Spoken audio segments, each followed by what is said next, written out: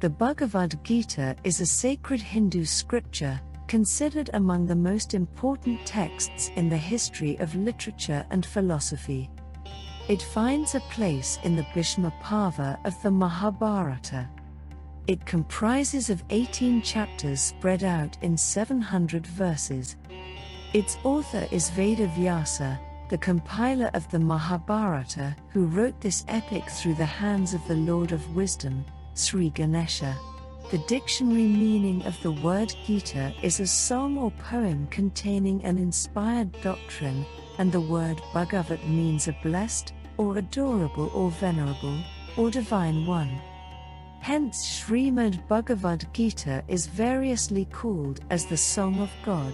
Its teachings are considered timeless, and the exact time of revelation of the scripture is considered of little spiritual significance. The teacher of the Bhagavad Gita is Lord Krishna, who is revered as a manifestation of God, the Bhagavan, Parabrahman.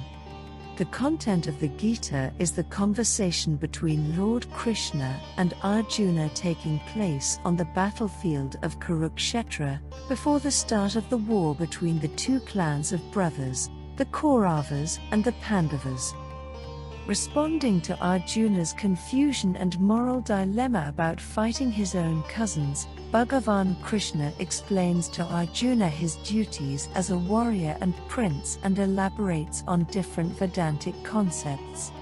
This has led to the Gita being described as one of the Prasthana Traya, the triumvirate of the canons of Hindu philosophy, the other two being the Upanishads and the Brahma Sutras. It is considered as a concise, practical, self-contained guide to play the game of life. During the discourse, Krishna reveals his identity as the Supreme Being, Svayam Bhagavan, blessing Arjuna with an awe-inspiring vision of his divine universal form. Mahabharata is one of the two major Sanskrit epics of ancient India, the other being the Ramayana. It narrates the struggle between two groups of cousins in the Kurukshetra war and the fates of the Kaurava and the Pandava princes and their successors. It also has philosophical and devotional material, such as a discussion of the four goals of life or Purasartha. Among the principal works in the Mahabharata is the Bhagavad Gita. The Mahabharata is the longest epic poem known and has been described as the longest poem ever written.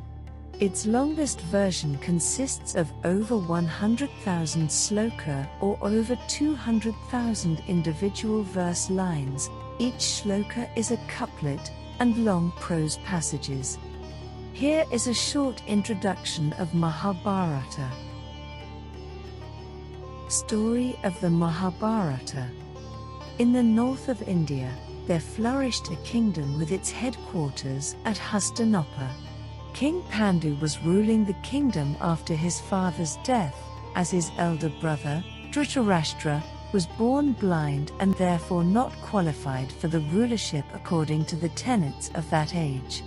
King Pandu had 5 sons who were known as Pandavas.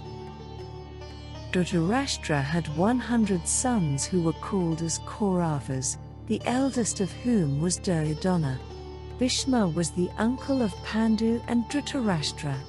After Pandu's death, his children, Pandavas, were brought up and educated along with Kauravas under the supervision of Bhishma and patronage of Dhritarashtra. Drona was a skillful teacher who taught them all the techniques of warfare. Pandavas were intelligent and brave. Within a short time they could master the art of warfare. Yudhishthira, the eldest of the Pandavas, succeeded his father as the king. Duryodhana was jealous of the Pandavas.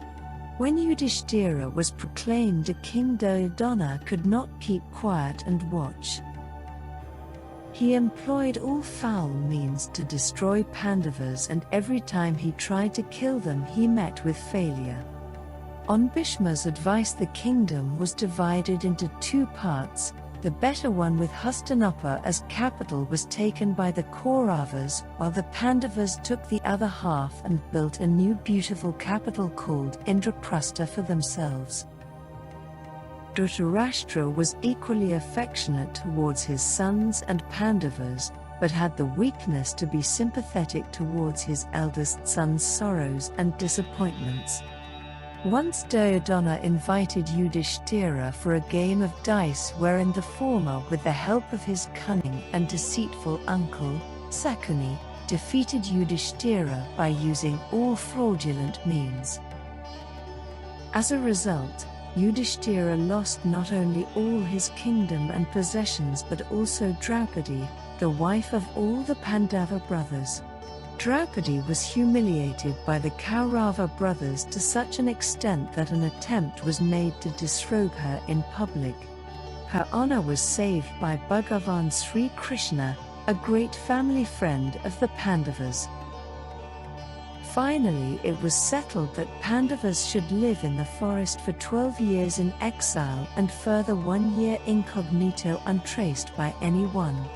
After successfully completing these 13 years of ordeal, when the Pandavas claimed their kingdom, Duryodhana refused to part with even that much little land as could be covered by the point of a needle. The good offices of Sri Krishna to bring sanity to Duryodhana, who was intoxicated with power and greed, proved futile. The Pandavas were left with no alternative but to take up arms against Kauravas to regain their kingdom lost through tricks, treachery and chicanery. A war between Pandavas and Kauravas became inevitable and the preparations for the epic battle started. Both the sides mobilized their troops and took their respective positions in the battlefield at Kurukshetra, near modern Delhi.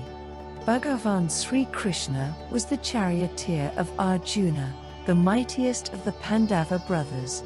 Arjuna asked Sri Krishna to place their chariot between the two armies to enable him to have a glimpse of all those with whom he had to fight.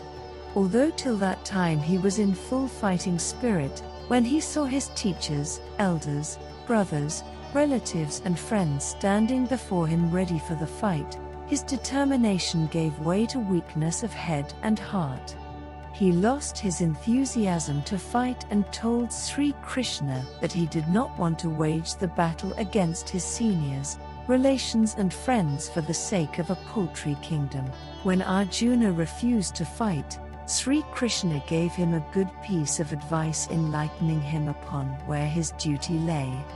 This marvelous advice delivered by the Bhagavan in the battlefield at Kurukshetra is the immortal poem, the song divine, the glorious Srimad Bhagavad Gita, which epitomizes the whole gamut of knowledge contained in all the scriptures.